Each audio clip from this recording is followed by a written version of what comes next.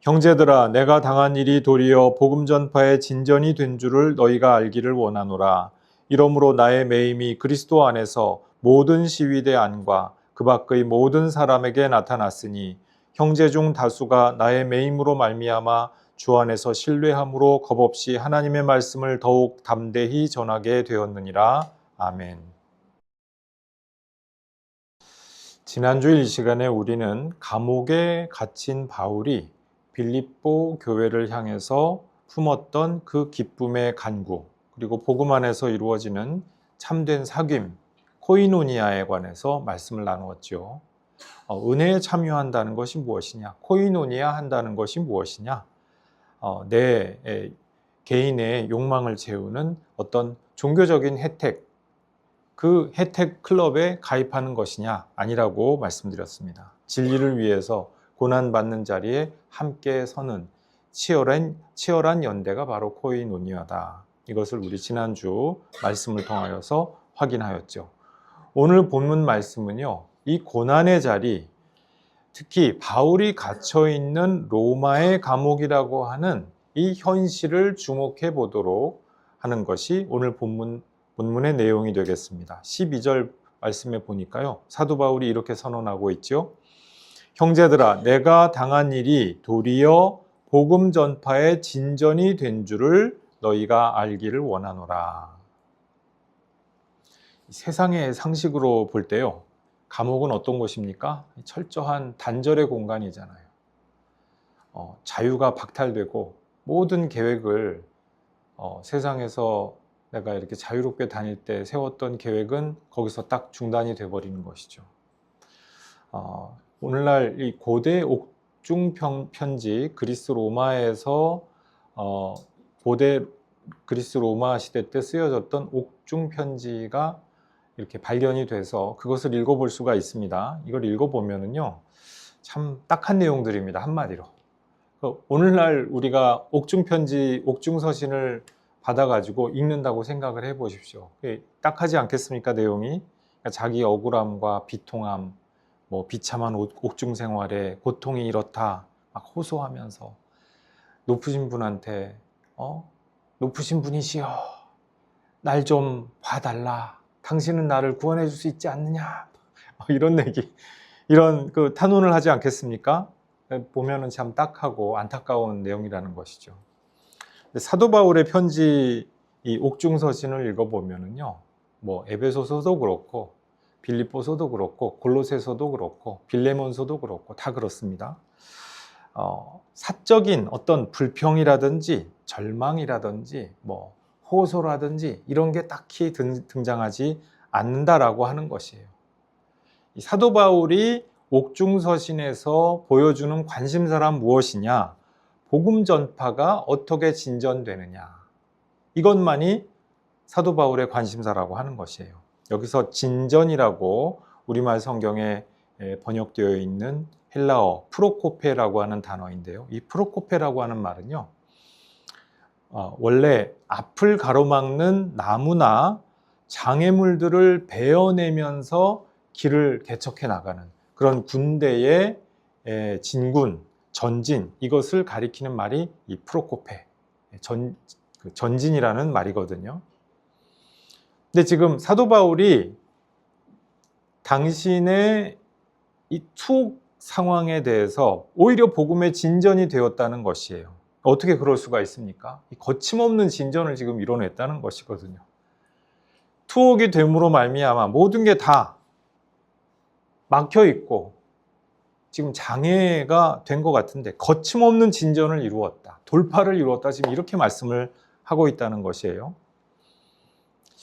복음이 진보하고 전개되는 과정, 돌파하는 과정, 이게 참 역설적이라는 것이죠. 복음은요, 우리 삶으로 하여금 이와 같이 역설적인 진보와 성장에 들어가도록 우리를 초대하고 있습니다. 세 가지로 이 복음이 우리에게 초대하는 이 역설적인 진보와 성장의 신비에 대하여서 함께 상고해 보시겠습니다. 첫 번째로요, 하나님의 복음은 우리 계산이나 성공의 공식을 뛰어넘어서 전진한다고 하는 사실입니다.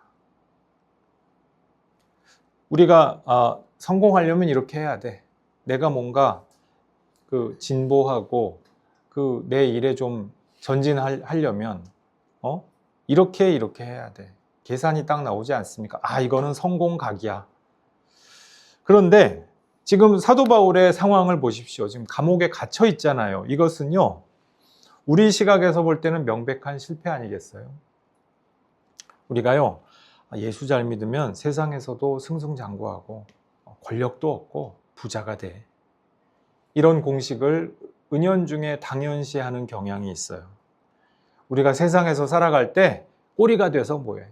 머리가 돼야지. 고지, 하이그라운드를 점령해서 높은 곳에서 이렇게 내려다보면서 복음을 전해야 더 잘 전해지지. 이거를 고지론이라고 하죠. 세상을 그렇게 고지를 점령해서 복음을 해야 된다. 한편으로는 일리도 있는데, 근데 이게 전부가 아니죠. 이 부조리하고 죄된 세상 속에서 부조리한 고난과 실패를 겪는데, 그러면은 예수 잘못 믿는 걸까요?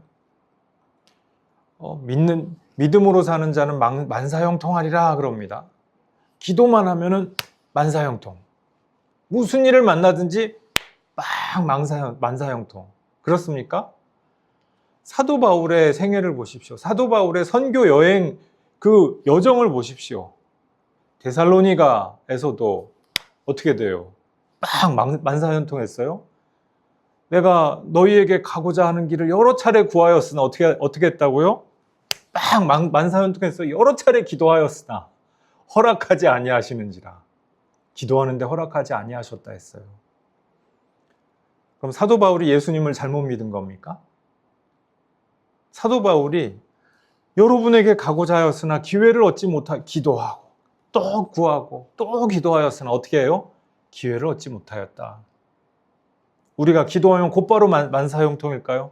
그렇게 해야 기도의 능력자고, 내가 기도하는데 어려움이 생기면은 예수 잘못 믿는 거지, 믿음이 없는 거지, 맞습니까?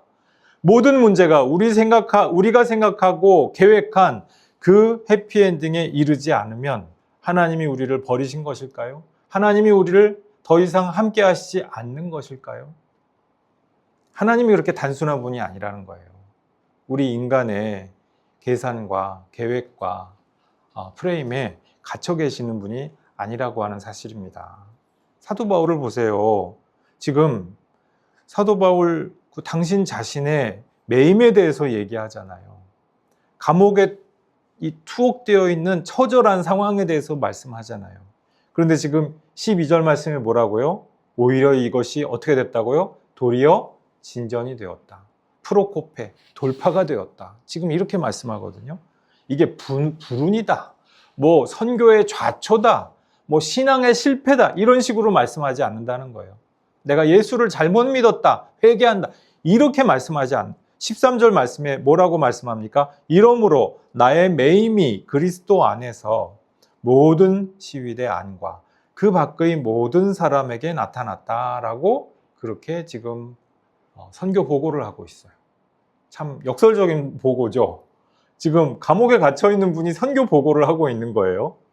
여기서 이제 시위대라고 하는 표현이 나오는데, 브라이도리온이라고 우리가 이제 성경 다른 책에서도 언급이 되는 단어인데, 이 브라이도리온, 이 시위대가 무엇인가 하니 로마에 주둔하면서 로마 황제를 직속으로 호위하는 제국의 엘리트 군사 집단을 가리키는 말이에요. 그러니까 시위대가 그냥 데모하는 사람들 이런 뜻은 아니고, 그럴 수가 없죠. 시위대는 아주 최고의 엘리트 집단, 로마 제국의 그 황제를 옹위하는 정말 권력의 가장 심장부에 있는 사람들이죠.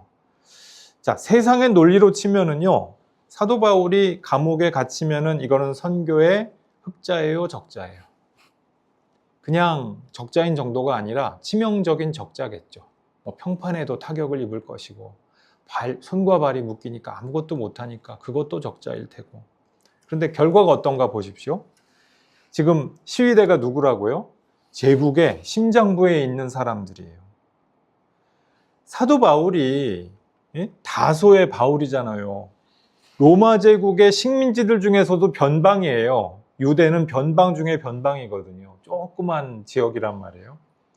그 변방지 출신의 그 이름 없는 전도자가 어떻게 제국의 최상층부의 심장부에 들어갑니까? 어떻게 그 사람들에게 복음을 들려줄 수 있는 기회를 얻을 수가 있습니까? 영영 그런 기회가 없지 않겠어요? 그런데 놀랍게도 지금 사도 바울이 감옥의 갇힘으로 말미암아 저 밑으로 들어갔는데 오히려 제국의 심장부에 있는 사람들과 복음을 가지고 소통할 수 있는 기회가 생겼다. 이것을 지금 고백을 하고 보고를 하고 있다는 것입니다. 거대한 강물을 이 댐이 건설이 되면서 가로막았다고 쳐요. 그럼 그것이 강물의 흐름에 방해가 되는 겁니까? 도움이 되는 겁니까? 복음이 우리가 막 강물 흐르듯이 한강은 흐른다 이렇게 막 쫙 흘러가야 될 것만 같은데, 근데 마치 지금 사도 바울이 이 투옥된 상황은 댐이 갑자기 건설되는 것과 다름없는 상황이죠. 흐름이 단절돼 버린 것 같아요. 근데 댐이 갇혔다고 물이 사라졌느냐? 그렇지 않잖아요. 복음이라고 하는 이 생명수는 여전히 그대로 있어요. 수위가 차오르면 어떻게 됩니까? 물은 댐을 넘어서 이 방수로를 타고 흘러가죠. 틈새를 뚫고 들어가서 새로운 물길을 만들어내기도 하죠. 이 바울의 투옥 상황은요, 복음을 막아서는 거대한 댐이라고도 할 수가 있는데 하나님의 은혜는 어떠냐?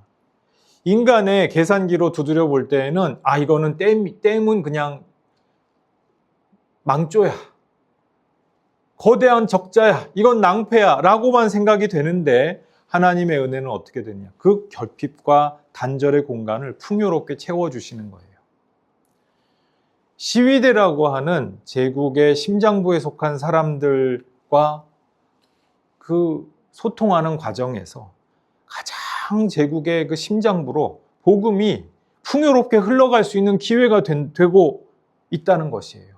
하나님의 은혜가 복음의 물꼬를 스스로 터가는 그러한 모습을 볼 수가 있다라고 하는 것이에요. 이분들이 어떻게 됐을까요? 시위대에 있는 이분들이 이 복음으로 소통한 결과 빌립보서 4장 22절 말씀에 보면은요, 이분들의 소식을 우리가 알 수가 있어요. 생각보다 많은 걸 알 수가 있죠. 감옥이 구체적으로 어떤 상황인지는 우리가 잘 알 수가 없어요.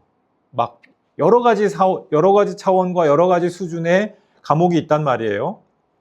그러니까 이렇게 막 완전히 이렇게 막 파묻히는 감옥이 있고, 그냥 가택연금 형식의 그런 감옥도 있고, 구체적으로 지금 이 로마의 혹은 에베소의 이 감옥이 어떤 건지는 몰라요. 아마도 로마일 가능성이 좀 더 클 텐데, 여기에 보면은 어찌됐든 지금 사도 바울이 이 시위대 사람들과 이야기를 나눌 기회가 있었던 것 같아요. 그리고 그 밖의 사람들과도 소통할 기회가 생겼다는 것이죠. 그래서 4장 22절, 빌립보서 4장 22절 말씀에 보면은요, 뭐라고 이게 언급이 되냐면은 가이사의 집 사람들이 언급이 됩니다. 사도 바울을 통해서 그 지금 편지 보내는 곳에서 안부를 전해 주십시오라고 한 사람들이 있었는데, 그 중에 누가 있다? 가이사의 집 사람들, 그러니까 황실, 관료들 혹은 시위대 사람들 중에 결신자들이 나온 거예요. 그래가지고 빌립보서를 통해서 이 빌립보 교회 공동체의 동료 성도들에게 안부 인사를 보내는 것이 기록이 돼요. 놀라운 상황이죠.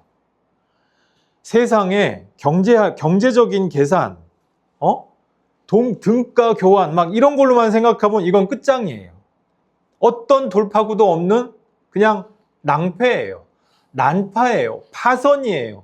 그냥 종언이에요.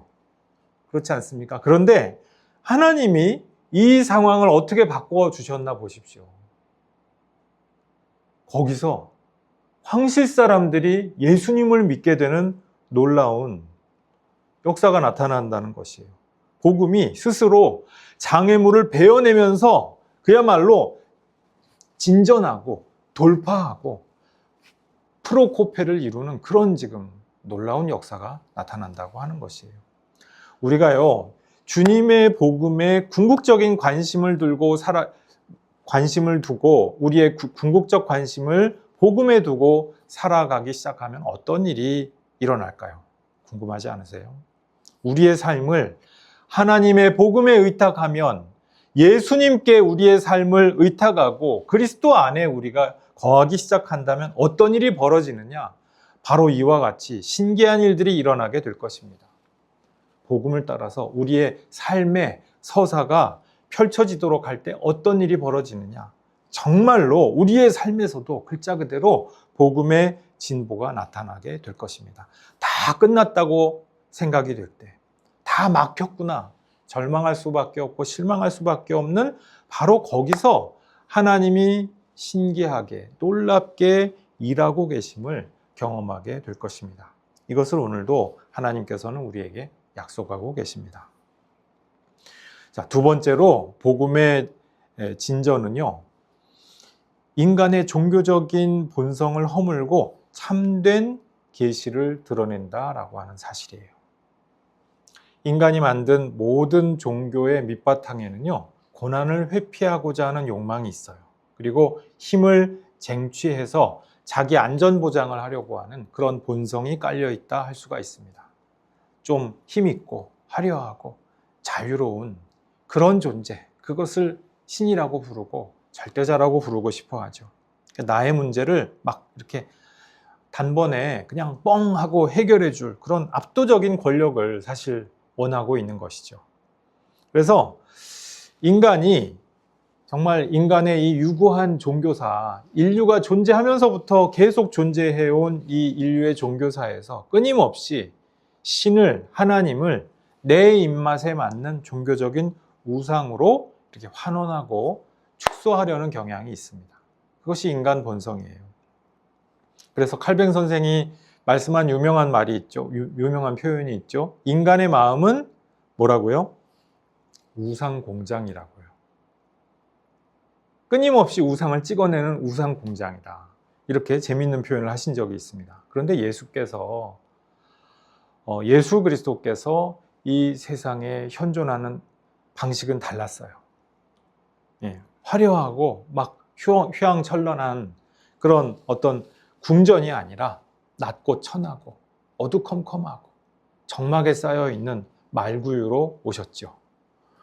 폭력으로 세상을 제압하고 그냥 그 권력 앞에서 사람들이 바들바들 떨게 만드는 그런 카리스마가 아니라 십자가라고 하는 가장 참혹하고 가장 무기력한 형틀을 짊어지셨습니다.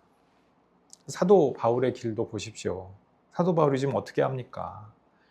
이 시위대나 로마의 황실 관료들, 이 사람들이 지금 바울에게서 본 게 뭐예요? 어떤 막 마술적인 기적을 보고 세상에 압도적인 권력을 본 게 아니잖아요. 감옥에 갇혀있는 초라한 한 노인을 본 거잖아요. 근데 그 한 죄수 가운데에서 이들이 뭔가 다른 걸 봤어요. 뭔가 다른 걸 본 것이 무엇이냐? 아, 저 사람이 그리스도 안에 있는 사람이구나. 그리스도 때문에 이 순환을 지금 당하고 있는 바로 그 사람이구나. 저 사람은 그리스도를 증언하는 증언자로구나. 그리스도가 도대체 누구이기에 하면서 소통이 시작됐다라고 하는 것이에요. 여러분, 사도 바울이 쇠사슬에 지금 묶여있는 상태잖아요. 근데 이게 단순한 형벌의 도구로 끝나지 않았다는 것이에요. 이것이 성령의 역사하심에 따라서, 성령이 그 가운데 현존하심에 따라서 그리스도가 누구이신지 보여주는 살아있는 증언이 되었다라고 하는 것이에요. 인간이 만들어낸 피상적인 종교는요, 고난을 일컬어서 실패라고 부릅니다. 낭패라고 불러요. 근데 하나님께서 보여주시는 이 십자가의 계시는 고난에 대해서 다르게 말씀합니다. 이 고난 속에서 오히려 하나님의 주권이 드러난다라고 그렇게 선언하셔요. 세상은 힘을 추구하죠. 그런데 그리스도에 있는 사람은 사도 바울이 그랬듯이, 예수님이 그랬듯이 고난을 선택한다라고 하는 것이에요. 우리는 어떻습니까? 우리가 예수님을 믿고 그리스도 안에 있기를 결단하고 결심한다는 것은 무엇을 의미합니까? 우리가 학교에서, 일터에서, 사람들과의 관계에서 신앙과 양심을 지키고 하나님의 뜻을 붙들다가 불이익을 당할 수가 있다는 것을 의미합니다. 세상의 부조리와 구조적인 악 앞에서 약자의 편에 서고 잘못된 것을 예언자적으로 이야기하고 하면 어떻게 될까요? 와, 세상이 박수를 쳐주면서 그 용기를 칭찬하고 높이 평가하겠습니까? 현실이 그렇게 참 간단하고 또 착하면은 얼마나 좋겠습니까? 그런데 세상이 그렇게 녹록지가 않다는 거예요. 세상의 주류에서 밀려나게 되고요. 세상은 우리를 무능력하다고 손가락질하면서 조롱하게 될 겁니다. 모든 것이 결핍되고 단절되는 상황이 닥쳐오게 될 수가 있어요. 근데 복음이 우리에게 약속하는 바는 무엇이냐? 바로 그 매임의 자리, 손해와 결핍과 단절이 있는 것과 같은 바로 그 자리에 있음으로 해서 우리가 십자가의 신비에 더 한 걸음 나아가서 참여하게 되는 역사가 일어나게 될 것이다. 복음은 우리에게 오늘도 이것을 약속하여 주고 있습니다. 셋째로 이 고난을 통과한 믿음의 증언의 능력에 관한 것입니다. 고난을 통과한 믿음의 증언은요, 진정한 힘이 있어요. 그거는 단순한 달변이나 어떤 세상의 능력으로서 능력을 과시함으로써 보여주는 어떤 그런 것, 그런 데서 나오는 힘과는 완전히 다른 어떠한 더 진정하고 더 대단한 어떤 힘이에요. 14절 말씀해 보니까 바울의 매임이 가져온 또 다른 극적인 진전이 나타나고 있습니다. 14절 이렇게 기록이 되어 있죠. 형제 중 다수가 나의 매임으로 말미암아 주 안에서 신뢰함으로 겁없이 하나님의 말씀을 더욱 담대히 전하게 되었느니라. 사도 바울이요, 이 편지 빌립보서를 쓰던 주후 60년대 초반에 로마 제국 분위기가 심상치가 않았어요. 이때 당시에 로마 황제 가이사가 누구였게요? 그 유명한 광인 네로예요. 네로. 미친 네로가 지금 황제예요. 황제가 돼가지고 그 광기가 이제 절정을 향해서 막 숨가쁘게 막 달려가고 있는 중이었어요. 그리고 이제 막 기독교인들은 점점 쟤들 좀 뭔가 재수가 없어. 쟤들 좀 우리가 찍어서 좀 어떻게 해볼까? 이 막바지에 있는 상황이에요. 교회가, 로마에 있는 교회 공동체가 언제 박해가 터질지 모르는, 정말 이 두려움과 공포 속에서 위축되어 있는 상황이었다는 것이에요. 저명한 영적 지도자였던 사도 바울마저 투옥됐다는 소식. 이게 또 얼마나 로마 성도들로 하여금 겁에 질리게 만드는 충격적인 소식이었겠어요. 그런데 지금 사도 바울이 전하는 14절에서 전하는 로마 공동체의 분위기는 어떻다고요? 달랐다는 것이에요. 결과가 정반대였어요. 사도 바울이요, 사슬에 묶여서도 흔들림 없이 그리스도를 증언하는 모습, 재판정에서도 그렇게 증언을 하고, 시위대와 황실 사람들 앞에서도 그리스도를 당당하게 증언함으로 말미암아 복음에 오히려 진전이 나타나는 그 모습을 통해서 로마 교회 성도들의 영혼이 깨어났어요. 도전을 받았어요. 이게 마치 이게 공명을 이루는 것인데요. 여러분 공명 알죠?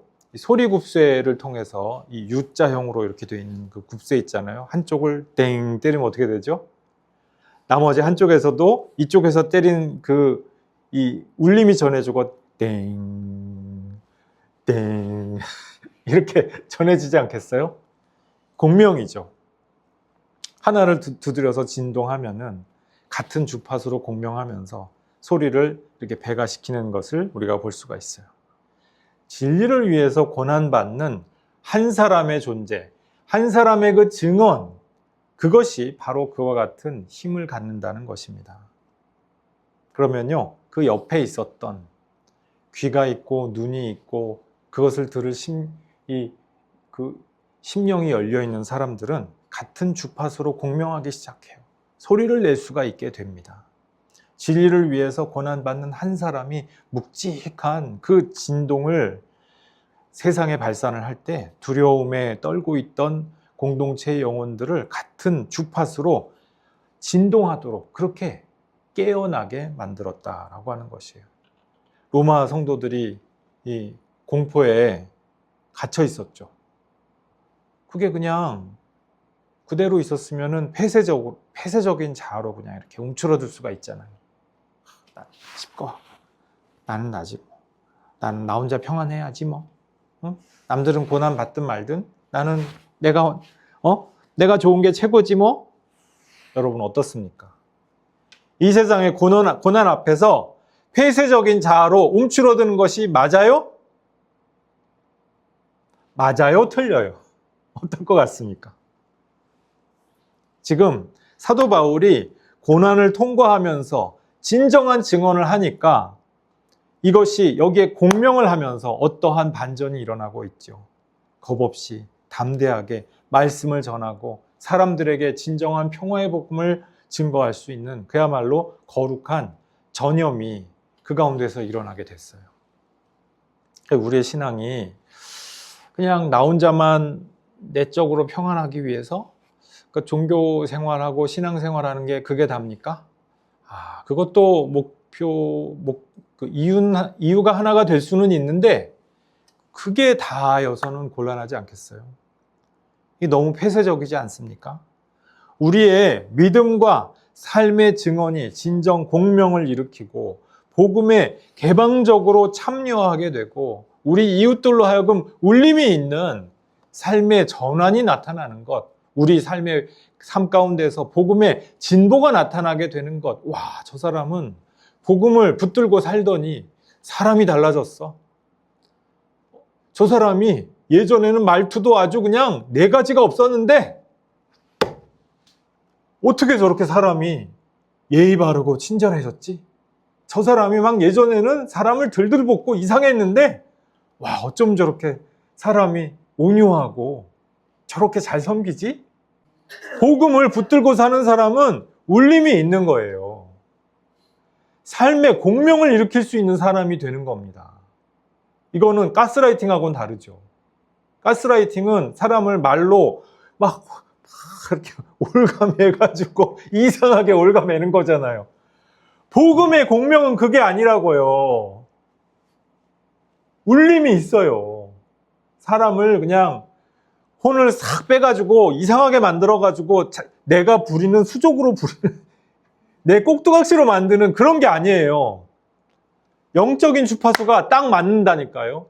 영혼의 울림을 서로 있게 해서 진리에 대하여서 공명하고 함께 그 심령이 함께 울고 웃을 수가 있는 그와 같은 동료요, 동지로서 복음의 파트너로서 같이 세움을 받게 된다니까요.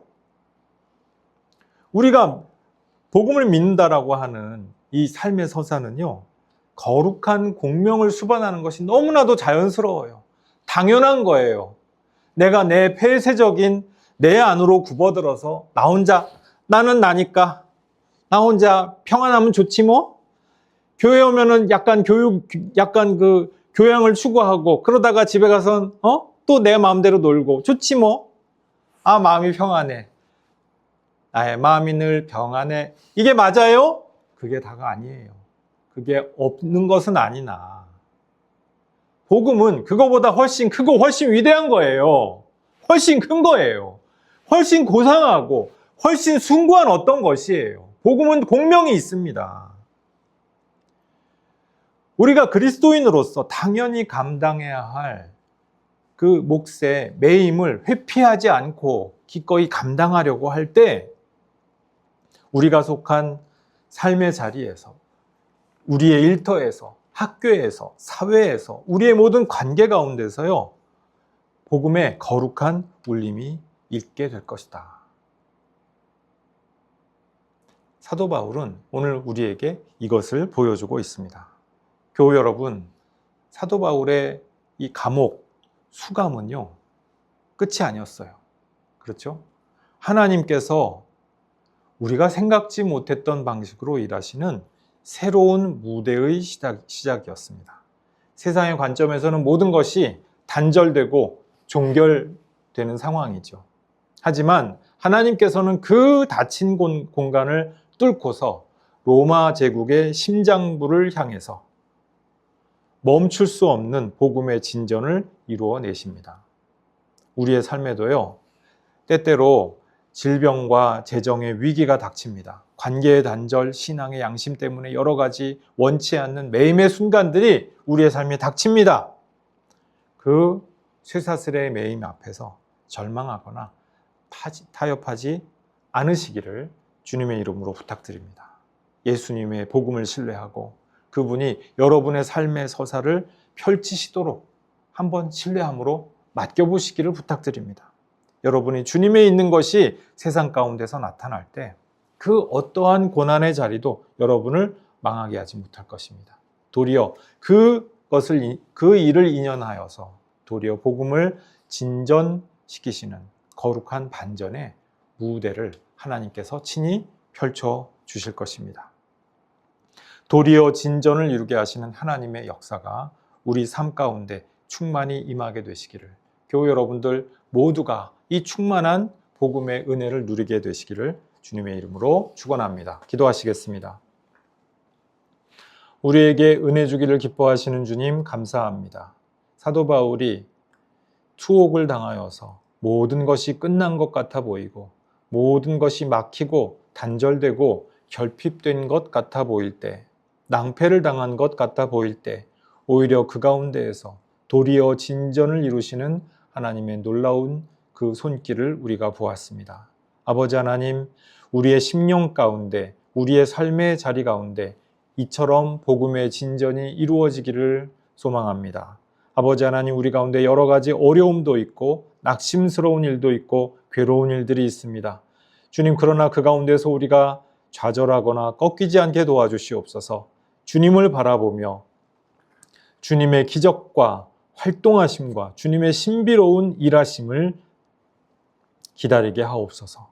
주님께서 우리의 삶을 친히 사용하셔서 이 모든 것들이 도리어 진전이 되게 하시는 역사가 우리의 삶 가운데에서 풍성하게 나타나도록 은혜 내려 주시옵소서. 감사드리옵고 예수님 이름으로 기도드리옵나이다.